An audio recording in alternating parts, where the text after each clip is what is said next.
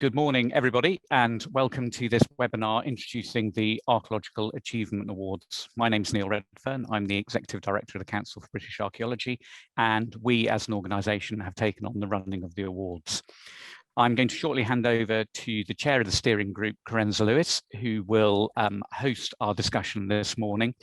Just to let you know that we are really keen to have any questions or topics that you might want us to look at registered in the chat or on the Q&A, and I'll be around in the background making sure that the discussion group can actually draw on those questions. So please do start asking your questions straight away. And we look forward to a really interesting discussion. So I'm going to hand over to Carenza now, who will introduce the panel to you. Thank you. Thank you very much, Neil. Good morning, everybody. It's great to see you all here. It's a really exciting event, and we're really looking forward to the future of these awards. But first, I'd like to ask everyone who's here in this conversation today to introduce themselves. I'll just go around my Zoom screen. Neil, first, your top left for me. So, as I said, I'm the Executive Director of the Council for British Archaeology.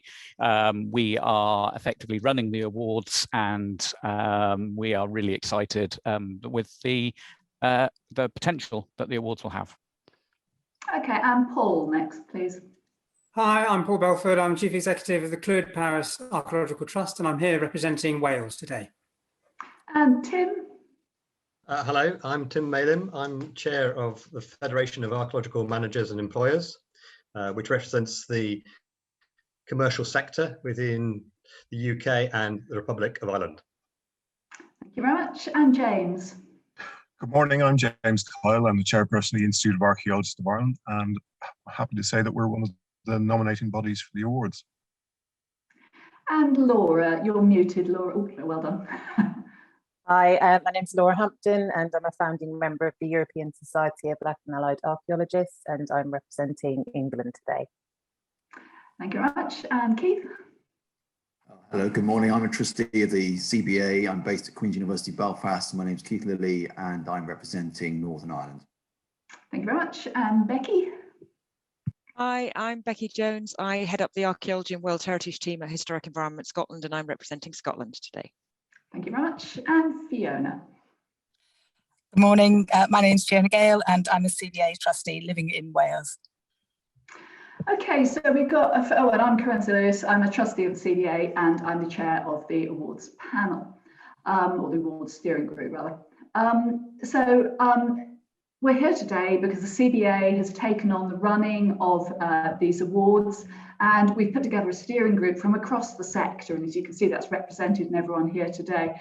We're delighted that we are joined by colleagues and friends from across the island of Ireland, as well as across Great Britain, to help us celebrate and share our archaeological achievements. To reflect this wider geographical scope, we are pleased to announce today the new name for the awards, which will be called the Archaeological Achievement Awards. James, would you be able to say something about what you think this change will bring from the perspective of archaeologists in the Republic of Ireland, as well as the United Kingdom? Thanks, Carenza. Definitely. I think at a time when we seem to be having enforced divisions on all of us, I think the name change to the Archaeological Awards embraces the entirety of the United Kingdom, north and south of Ireland, Wales, England, and Scotland. And I think it's fantastic to have that level of inclusivity at a time when recognition for our industry is very, very important. We look at the landscape as it is today with the closure of, with what's occurred in Sheffield University and closer at home here with our own Institute of Technology in Sligo. Their archaeology program has been wound down, sadly. And it's important that there is a level of recognition for the good work that is done by archaeologists. I think we've all seen time and again, these fantastic discoveries have been championed, but not so much so the people behind those discoveries or the why or the where. And I think it's a great opportunity to bring us together as all the parts of a very diverse profession. I think it's an opportunity for us to generate some good press. I've seen far too much bad press over the years for archaeology and archaeologists, particularly in the commercial world. I think it's a great opportunity to showcase the hard work of archaeologists, and not just the usual suspects, but all archaeologists. And it shows society as a whole and ourselves the value of our work. Sometimes we can be a little bit blasé, you know, in terms of the things we've seen as archaeologists. So I think it'll really help to generate additional interest in the profession. And I think we've got an amazing range of categories. I think we've covered everything we possibly could, and to demonstrate to everybody how good and how valuable these awards can be. And I'm very happy to hear that our own National Monument section here in Ireland and all of the organisations in general are getting behind this and will support it with funding. So, you know, I think it's brilliant, and it bodes well for the future. Thank you very much. I think we'd all agree with that. It's a fantastic sense of everyone being together and wanting to move forward and grow and support archaeology and archaeologists and everyone who loves and enjoys archaeology today and in the future, whether they're professionally involved or whether they're members of the wider public or volunteers or everybody really, and for future generations. So what we'd like to do now is just introduce each of the award categories briefly. We spent a lot of time on the steering group discussing what categories of awards should be made, bearing in mind what other ones were available across the sector, and what we particularly felt was really important that we wanted to be able to recognise in archaeology in Ireland and the UK today, looking across the area and indeed beyond it. So we'll go through each of the 6 main categories, and I'll just ask each panellist to say a few words about each one. So the first award is the Archaeological Innovation category, and Tim, would you like to tell everyone about that? Yes, thanks, Carenza. This category aims to celebrate innovative approaches and techniques in archaeology, to champion the use of imaginative practice and ways to do things differently. Okay, brilliant. Thank you very much. As I say, the introductions are very brief, otherwise we will run out of time, but there'll be plenty of opportunity for questions later. So the next award is for public dissemination or presentation. Becky, could you say a few words about that? Thank you. Yes, this is quite a broad category and it can include a wide range of dissemination. Media and other presentations. Becky, I think we just lost you for a couple of seconds there. Could you perhaps go back a sentence or two? Yeah, can you hear me now? Yes, I can, yes. Sorry, I've just had a message saying my internet connection is unstable. Sorry, I am calling from the Scottish It's borders. the most joyful message for the last 18 months, hasn't it? So just say this is a broad category and it can include books, publications, exhibitions, film, social media and other forms of presentation. And it can relate to a specific site or place or indeed to the wider landscape. Brilliant, thank you very much. So the next award is about engagement and participation. So Fiona, could you say a few words about that? Thank you, Carenza. Yes, this award is focusing on broadening participation in archaeology in all its forms and not limited to on-site digging, etc., but all the archaeological activities. And the emphasis in the award is on the quality of the participants' experience as much as, or if not more than, the numbers of people taking part. So that's that one summarised, hopefully. Very much. The next award is for early career archaeologist. Keith, could you say something about that, please? Sure, thanks, Carenza. Yes, so this award will highlight the contribution of an early career archaeologist. For the purposes of this award, an early career archaeologist is defined as an individual studying or undertaking entry-level training, or an individual in the first 5 years of employment as an archaeologist. And this can be after a career break, a career change, and importantly here, is not restricted by age. Nominations should demonstrate why the individual is considered to be an early career archaeologist. So you can begin your career in archaeology or you're at any age, which is something we really want to emphasise in these awards. Thank you, Keith. The next award is for activity in learning, training and skills. Paul, could I ask you to take a few words about that, please? Yes, thank you, Carenza. Yes, learning, training and skills. This is an award to celebrate training, learning and skills across all spheres of archaeological practice, public, advisory, commercial and academic. Nominations for this category should demonstrate innovation in delivering training and skills development, moving beyond traditional lectures and using engaging and interactive learning approaches. Thank you very much. And then last but by no means least, in these individual award categories, we have the overall award. And Neil, could you say a few words about that, please? Brilliant. Yes, thank you, Carenza. So we want to also, as a panel, actually look at an award that or an applicant that actually really does stand out to us. So there will be an opportunity for people to nominate, and for all the shortlisted entries in any year to be applicable to this overall category, the Outstanding Archaeological Achievement Awards. The judges will be looking for nominations to demonstrate all of the criteria they might have applied for under an additional award, but also to demonstrate a series of cross-cutting themes, which we'll hear about in a moment, and demonstrate that they've actually designed in long-term sustainable impacts and legacy to their project. So it's something that really shows the long-term benefits of the work that they've actually done. Thank you very much. And as you'll be able to hear, we're very much focused on archaeology is often thought to be about the past, but we're really thinking about the present and the future in the shape of these awards. And Neil's mentioned the cross-cutting themes, and of course in discussion in the steering group there are a huge number of possible categories we discussed, and we felt some of these, which could have been individual categories, actually were themes that cross-cut across all of these various categories. So we've identified 4 of these: health and well-being, equality, diversity and inclusion, collaboration, and place shaping and placemaking. And I wonder if, Laura, would you be able to say something about these cross-cutting themes for the awards, please?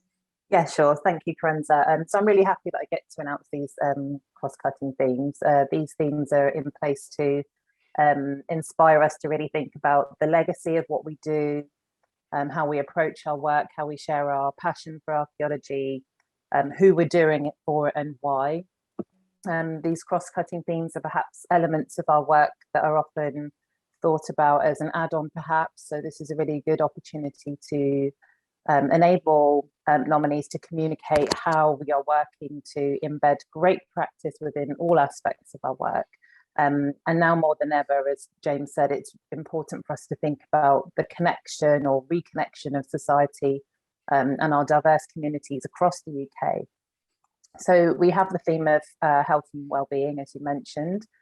So research has shown that interaction with heritage or the historic environment and archaeology can be a real positive factor in supporting both individual and community well-being. So this is really about how projects, research or lines of work, for example, seek to address the needs of wider society.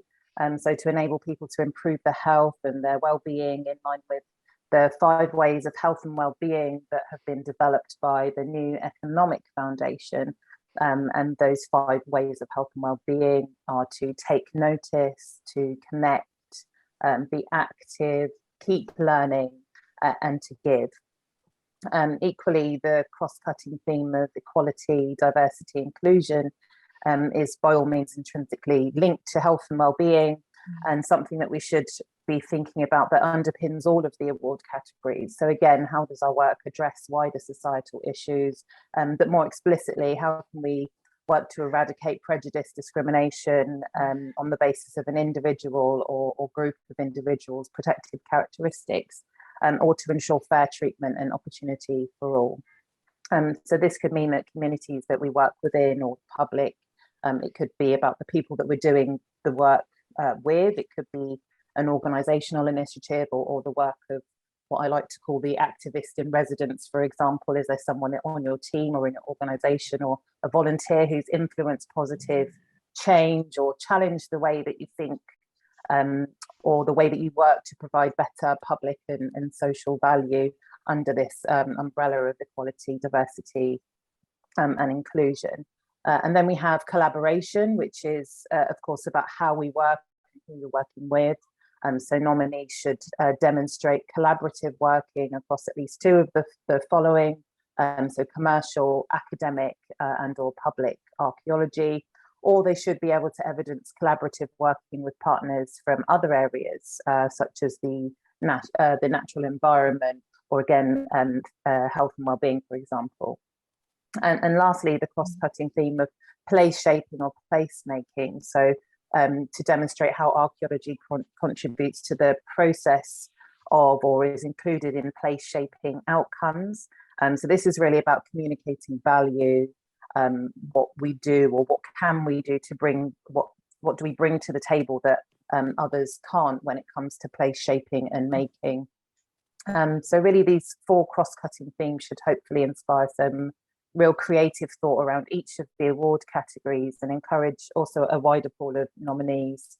For example, the Innovation Award, you don't need to have developed some billion-dollar tech. You could be using or reusing existing resources or techniques to do something differently.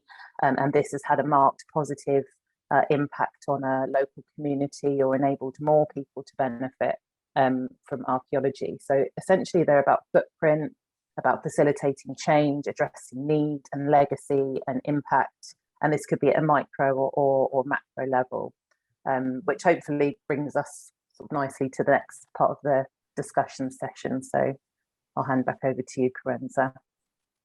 Thank you very much, Laura. That was brilliant. And I hope that you can all see that we are striving to make these awards as broad as possible, but also that it's very much not about size or numbers as such. It's about impact and quality and the difference that's being made, all with the aim of helping nurture and grow archaeology and nurture and grow our society as well.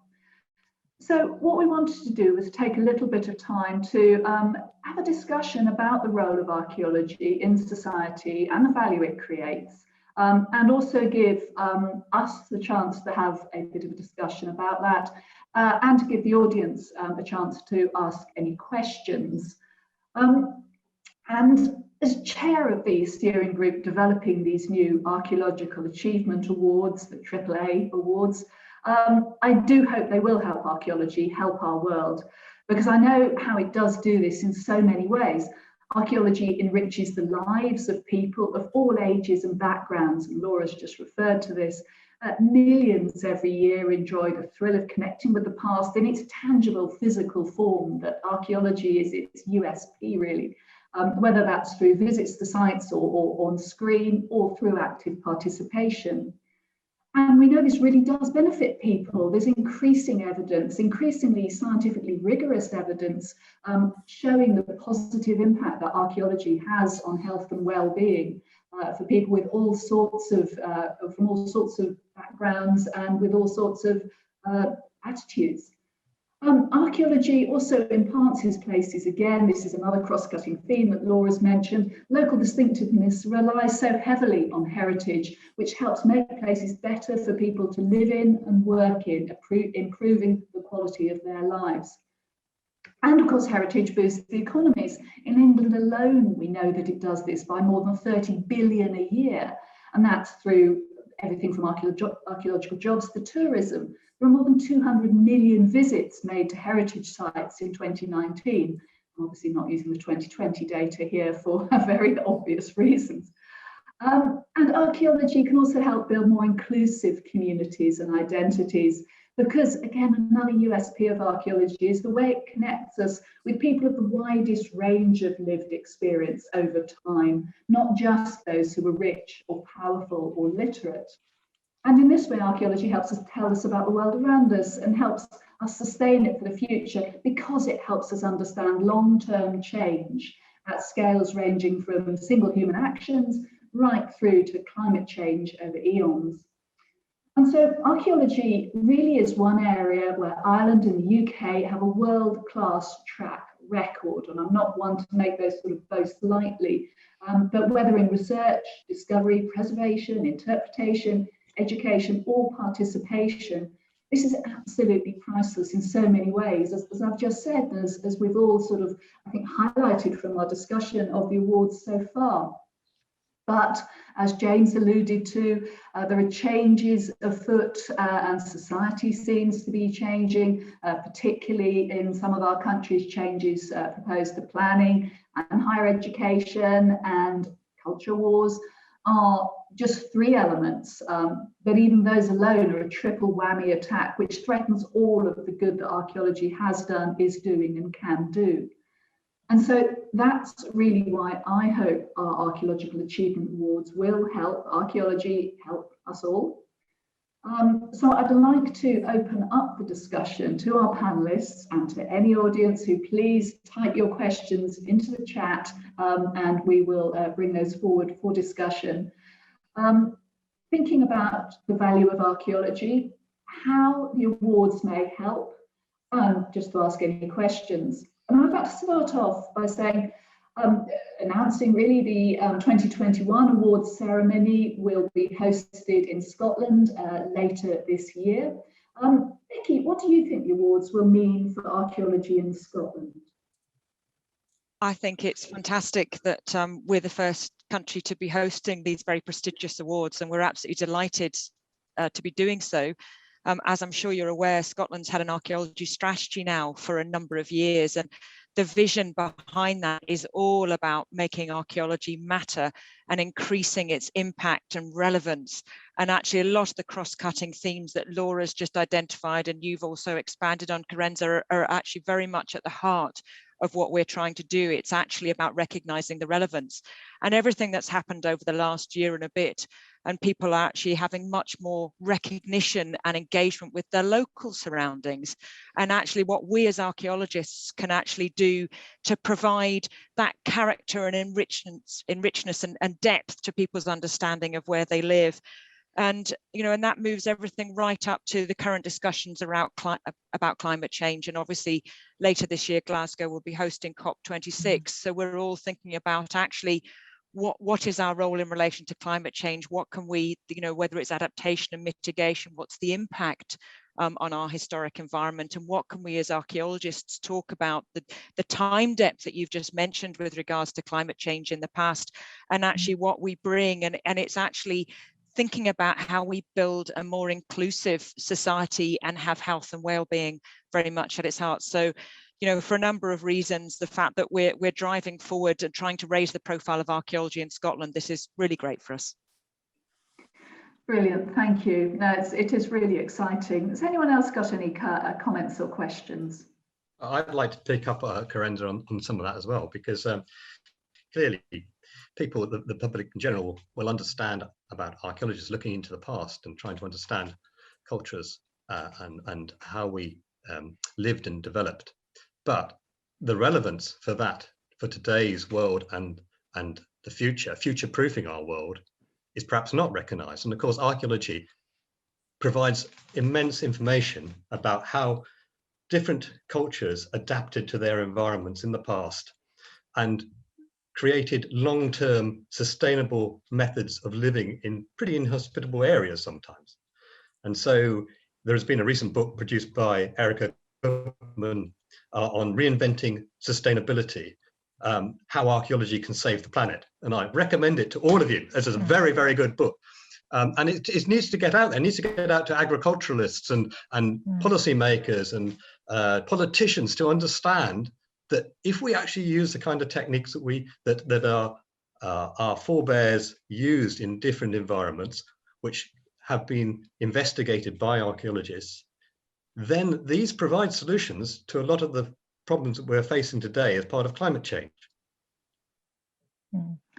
Yes, no, I absolutely agree. I noted the European Archaeological Council annual meeting this year is on climate change and archaeology, and it's such an important topic. And it's also, it's interesting, isn't it, that While archaeology also shows us how long-term change has occurred, I think it also brings home really strongly actually the massive impact that humans do have.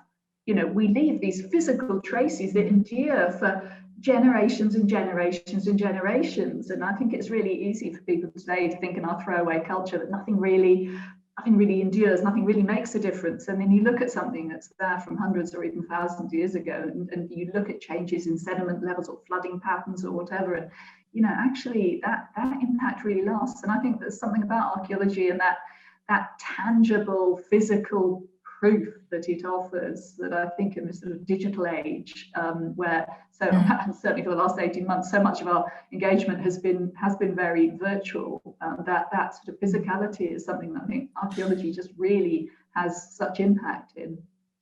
I think we can all agree on that. And again, looking at examples from Wales, and actually the example of the Cherish project, which has been undertaken with our colleagues in the Republic of Ireland. So it's looking at stuff on both sides of the Irish Sea, really valuable work, looking at how particular sites and particular environments have been impacted by climate change in the past, and learning those lessons for the future. And I think we have a real job of work to do, though, and I hope that these awards will help us do that in articulating the value that archaeology can bring to these discussions going forward. I think we can all agree in this room, and no doubt everyone else who's in attendance here, that this is very important and a very vital contribution that archaeology can make.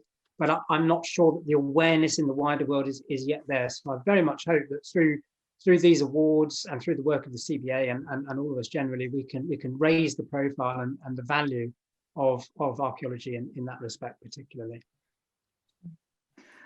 Yes, and it's more important now than ever, I think, really. And I think we all need to work together, and everybody else here, again, to do that. Tim, if you could type the details of that book into chat, how archaeology can save the world, I think everyone would be interested. Yeah, no, I'll do that. Its sales will go up. James, do you have any thoughts about Paul's comments really about the sort of impact and how to make sure it does gain resonance from an Ireland perspective? I think just to agree with Paul, the last couple of weeks here, we've had one of the Cherish projects wrap up on a promontory fort down in Kerry, and the engagement with that from the public, I think, has been fantastic. Breaking up. I think we've just lost you a little bit. I heard you as far as engagement was fantastic. It might be just the dramatic pause, but we might have lost your signal.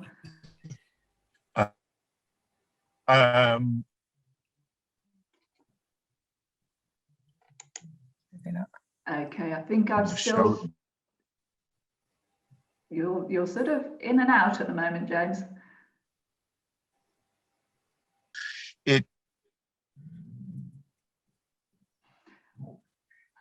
I think perhaps I'll move on and then come back to you in a moment, James, if you're signal, because I can't hear. Is everyone else having problems hearing? Yes. Yeah. Could I say something in relation to what you were saying about participation and engagement? And people have been meeting virtually, but I think there's a real appetite for people to get back out there, and local groups that I'm seeing and involved with are really keen to get out into the landscapes and explore and find out. And as someone who's done quite a lot of that sort of events and activities, you always learn. Everyone learns from those activities. You gain as much as the participants sometimes. It's a really fulfilling experience for everybody. Yes, it's really nice to have that perspective from you, Fiona, as somebody who's not as professionally involved in archaeology, but from a community and participation perspective, because we feel that is so important to archaeology, because it's important for the way it's done. It helps us learn, but also it's much more importantly, it's what makes the real difference in society. Do you think? Absolutely, and as archaeologists, we can't hope to, we need ambassadors out there and people who are enthused and enthusiastic about archaeology, about the landscape, about the sites, and finding out more, because and keeping an eye out too, looking after, caring for these places. Without that, we would lose a lot. Absolutely. Thank you. Yes, indeed. James, are you? Hopefully, I'll try and finish up what you were saying. Hopefully, yeah. I was just trying to say that it's great through projects like the Cherish.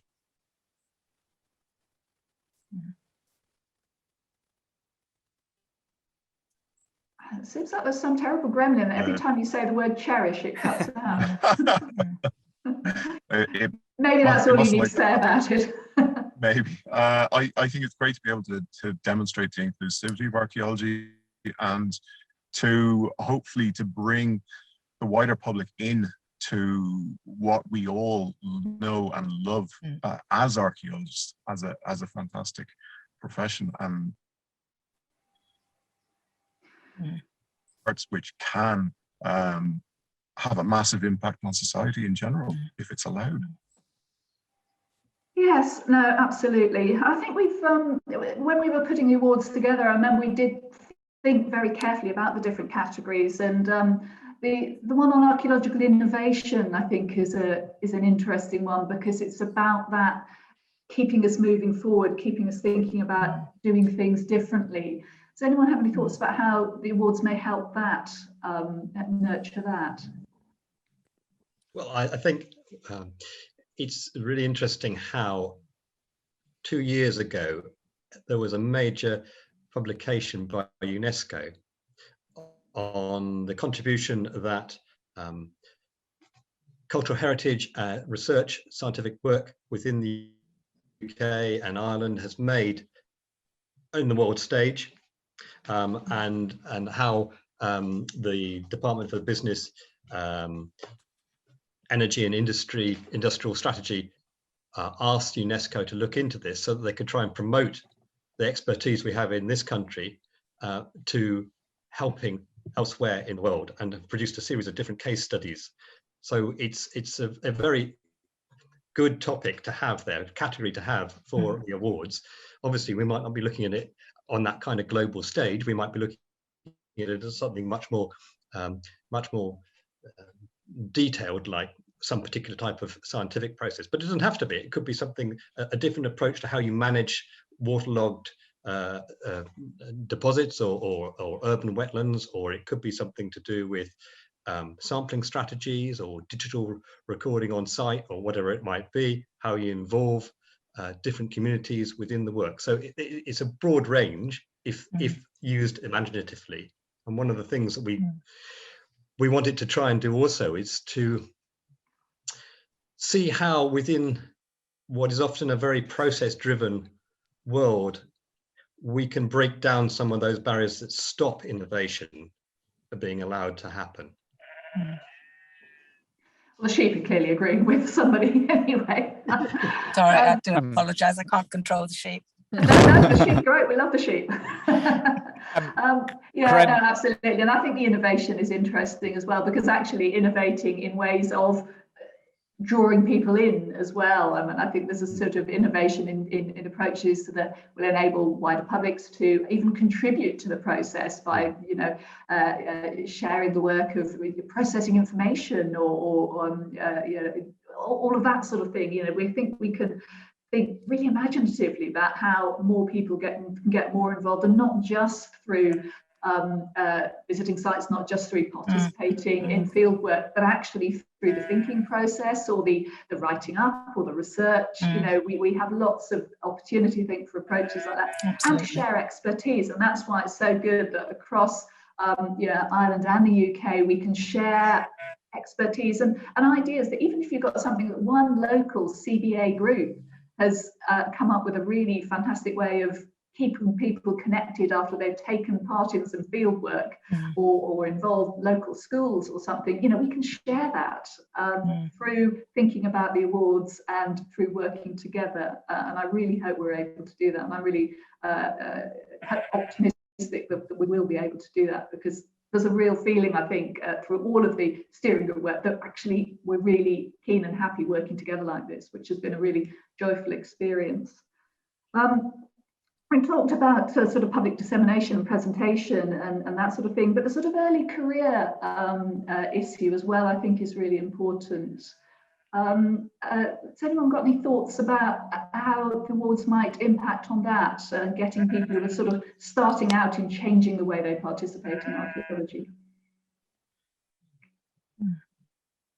Well, what I found really lovely about these categories is that they do actually interlink. And in the past, there's been a tradition of sort of, well, we'll put public outreach in that box, and we'll put training in this box, and we'll put innovation and skills over there, and so on. And actually, the way these categories are formulated, they all interconnect with each other, and I think that's really, really important. And I'm sure Keith wants to expand on early career development, but in terms of learning, training, and skills more generally, I think this is really, really important, because we want to look at the widest possible range of skills. And one skill I think must be advocacy and embracing the public and enabling them to help us with our message of what archaeology can give to society. We're very lucky in Wales in having the Wellbeing of Future Generations Act, which is an important measuring stick for public bodies and quasi-public bodies. That sets out a number of really quite key strategic goals about by which we consider the well-being of future generations in the actions we undertake today. And I think there's a lot there that we can, with our experience in Wales, we can share with other parts of this archipelago. And so yeah, I just think the interconnectedness of these themes is really, really valuable. Yeah, I was going to say also with the Early Career Award, it's a real opportunity to embrace new, fresh perspectives as well. So quite often I know there's a kind of process where people are generally kind of absorbed into the profession, and you know, there's lots of kind of sort of feelings around whether or not somebody's contributions are sort of good enough right at that early career stage.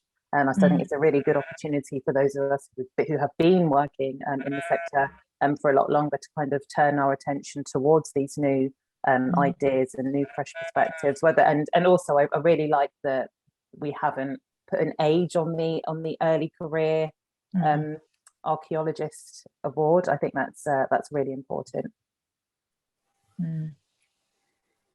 Yes, I absolutely agree. Keith, you're nodding there. Yes, thanks. I was going to, thanks, Laura. Yes, and Carenza.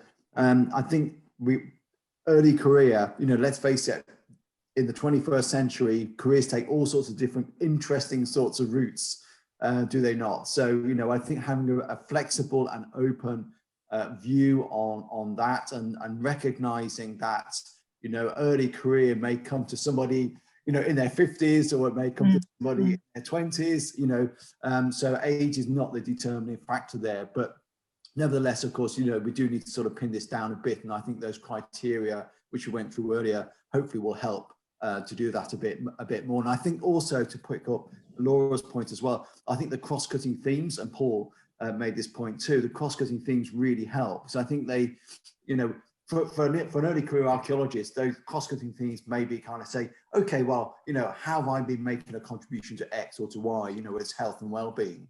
So I think they're really valuable to begin to explore the contribution. That's really what we're looking at here. The award will highlight the contribution of an early career archaeologist, and that can take lots of different forms, can't it? So I really think it's very important that we take that kind of open and inclusive approach as well to identifying what we mean by early career. And I hope also we can break down some of these, they're not really barriers, but they're perceived as barriers often between the different silos within which we tend to operate. We've constructed a very complicated system for doing archaeology, which pits so-called commercial archaeology against other forms of archaeology. And really, we're all archaeologists. We're all engaged in archaeological practice, however we're being funded or whatever the process is. And I do hope that this new relaunched award and the categories in it can help break down those barriers in a really positive way, and not discourage people from moving between those categories more fluidly than hitherto. Absolutely. I must, from my perspective as the executive director of the CBA, what I really like about what you're hearing is actually one of the biggest challenges archaeology has is this perception that it never changes. Well, actually, archaeology's never ever stood still. Archaeology has always been about innovation as our thoughts and perspectives change. And the really important thing you've got to then take your imagination to is actually none of us were born archaeologists. So each and every one of us have learnt these ideas. We explore these ideas. And for me, when you start looking at the learning award and you start looking at the early career award, it's actually acknowledging you can have a contribution when you ask your very first question in archaeology, because that's the start of a journey through actually how you apply archaeological knowledge and skills, and how we help the wider public understand that and show that is really, really important. And I think it's actually one of the really dynamic natures of archaeology that we suppress. We just hide it. We get very obsessed with the idea that we've got to bring fact and the truth, where actually what we really do is bring a really inquiring mindset. And I think that mindset, that questioning approach, is one we need to be celebrating in terms of addressing some of the issues society faces today. You know, the challenge of living in a dynamic environment. Well, we can show that from past environments about, you know, some of the things you're going to have to address and overcome. So again, I think the really important thing for the awards, and listening to what you're saying, is showing that openness about what archaeology actually is. Yes, I think that's a really useful thought, and it comes again to what we're hoping the awards will be able to do, which is about gathering evidence for the benefit of archaeology, and recognising that everybody who is nominated for an award will have made an achievement, whether they're ultimate winners or not, and it'll help us make that case, I think, and help aggregate that information, whether it's for climate change or whether it's for participatory methods. Fiona, I can see you keep trying to come in. Yeah, no, I was only going back to early career archaeologists. I think that award particularly will hopefully be seen as support and help for those early career archaeologists, and also make us, some of us who are a bit longer in the tooth, listen and learn as well ourselves. And I think that has enormous benefit, hopefully, for all of us. Yes, it's the widest possible range of people. I've done huge amounts of work with the communities and with school groups, you know, teenagers, and the innovation that they can bring methodologically, just because they're not constrained by the kind of you know, habit of practice, the habitus of the way that we've all got used to. Yes. Within, there's none of that, or you can't do it that way, because you can when you're not constrained, and that's great. I think if I can come in at that point and say, actually, the public dissemination presentation category that we were talking about, actually the innovation that we have in that, and we've all changed the ways we do with dissemination and presentation over the last year and a bit. I mean, the mere fact that this whole thing is online with all the internet capability issues that we all have to deal with, and I think we've moved as a sector, we've moved as a profession. We're thinking of different ways of doing things, different ways of disseminating, and you know, the early career people have been critical in that as well, in terms of saying what they want and what they need as they start their archaeological journeys. So actually, you know, we're again, it's back to all these themes sort of crossing across each other. It's innovative. It's actually thinking about that society benefit. What do we actually deliver? And I think being able to share it as well. I mean, I've had examples of community groups that have come up with brilliant ways of doing exhibitions or disseminate, whether they have online dissemination and in physical exhibitions of test pit digging they've done in their local village or whatever, which they've then shared with other groups that have gone on to use their methods, and they've helped develop them. You know, you get that sense of people developing ideas and sharing them around, much the sort of way that, you know, teachers do across different schools. If you've ever been to a history teachers conference, you know, you hear them exciting. They're really, you know, sharing their really exciting ways. So I've got a brilliant way of teaching, you know, the Wars of the Roses or whatever.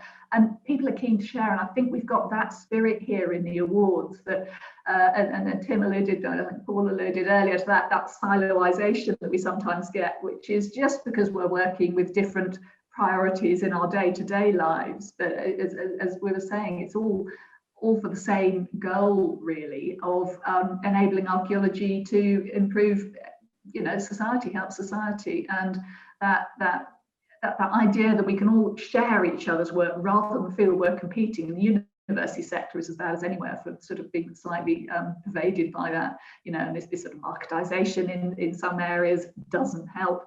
But the awards are really seeking to get beyond that, and I think bring us all together across those, and that's why we wanted the cross-cutting themes to come in. Fiona, we can see you.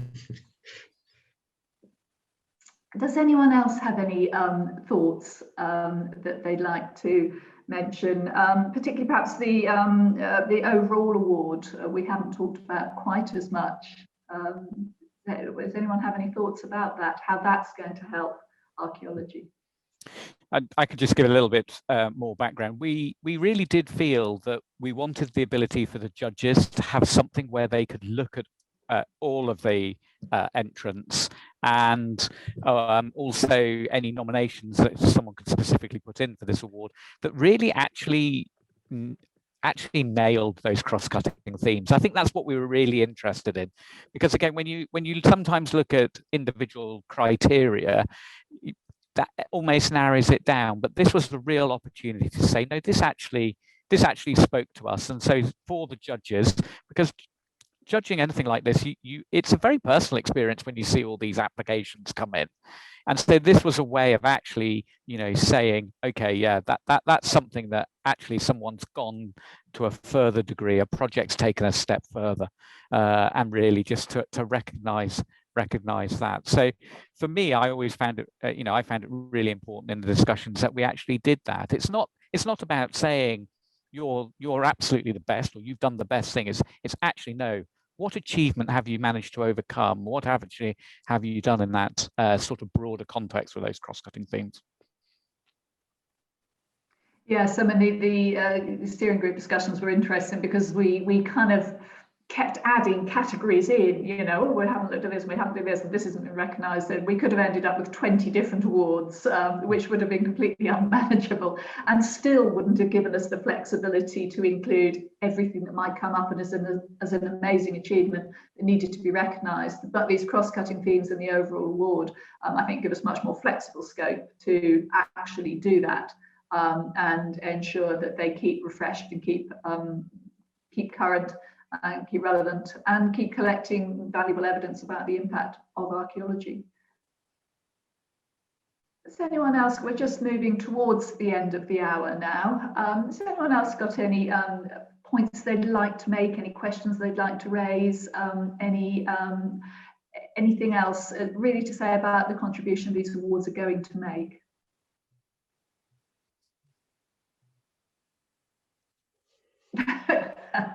So it's always the way, isn't it, when you have that sort of saying, okay, there's one last question and everyone just goes silent. You know, it's like taking the last slice of cake, isn't it? It's no one ever wants to leap into that. James, could I perhaps ask you for a final thought, because I know you got a little bit cut out earlier with your signal. It's particularly good that we've got Ireland is involved in this, as well as the United Kingdom. So could I ask you for a few final thoughts before I hand back to Neil, just to try and bring together perhaps some of what we've been saying about the contribution the awards will make? Sure thing, Carenza. Thanks very much. I think what I'm hearing from everybody, and what I'm hoping, is that the awards will help to break down barriers, whether they're perceived barriers or whether they're very real barriers. You know, I'm thinking about the barrier between our two islands.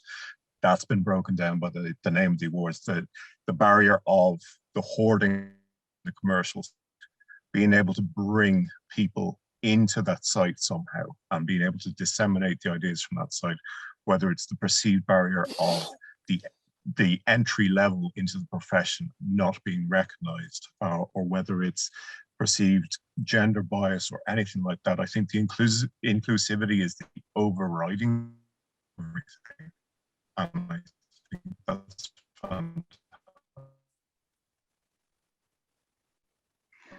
Thank you very much for that. I'm not sure if you've cut out that, but I think the point that inclusivity is overriding is a great point to finish on, as Laura was making a point very clearly earlier. This is really about what these awards are about in terms of looking at those overarching themes, which are bringing all of these things together, looking at health and well-being, inclusivity and diversity, collaboration and placemaking.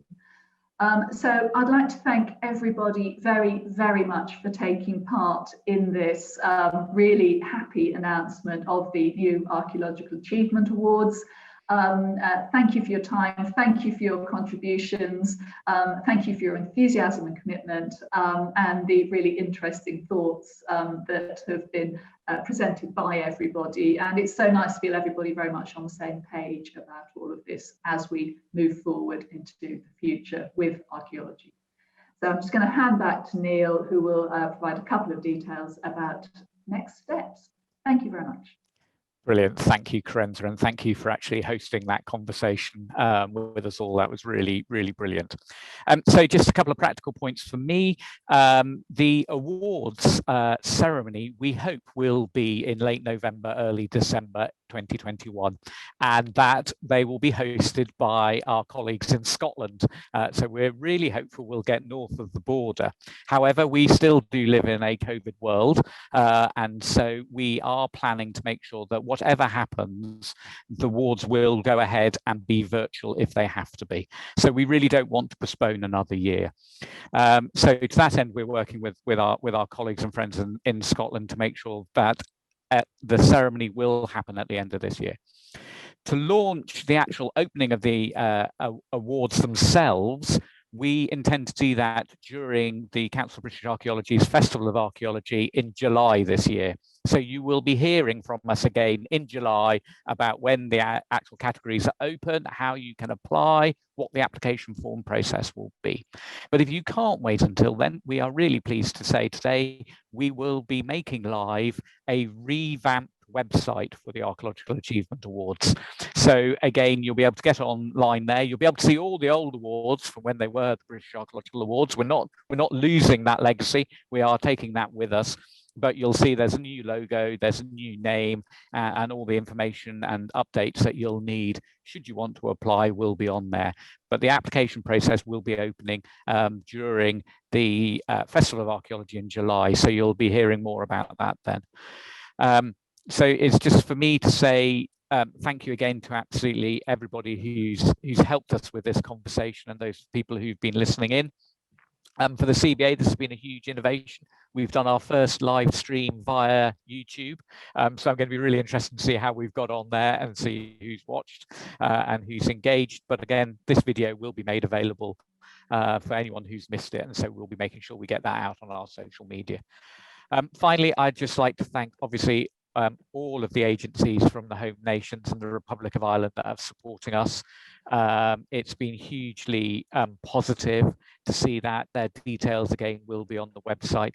And also just to say that if anyone's interested about sponsoring the awards, there are sponsorship opportunities.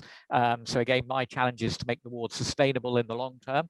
So I'd be really happy to hear from anybody if you've got any interest in sponsoring an award category or sponsoring the awards overall. There are plenty of opportunities to do that, and you can talk to me directly about that. So really just to say thank you to everybody. Thank you to all of the fantastic colleagues who've been on this conversation and for embracing the awards so enthusiastically. Thank you.